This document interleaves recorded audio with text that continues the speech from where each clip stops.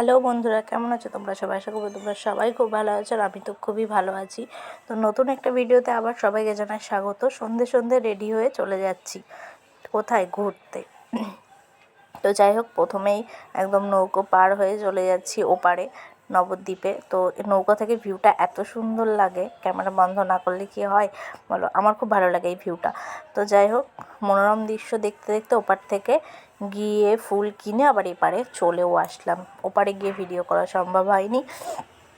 তো এই যে আমাকে এই ফুলটা আর গোলাপ দিয়েছিল, আমার এত পছন্দের এই ফুলগুলো বলার বাইরে। তো এত সুন্দর একটা গিফট পেয়ে আমার তো মন একদম ভরে উঠেছে, খুশি হয়ে গেছে।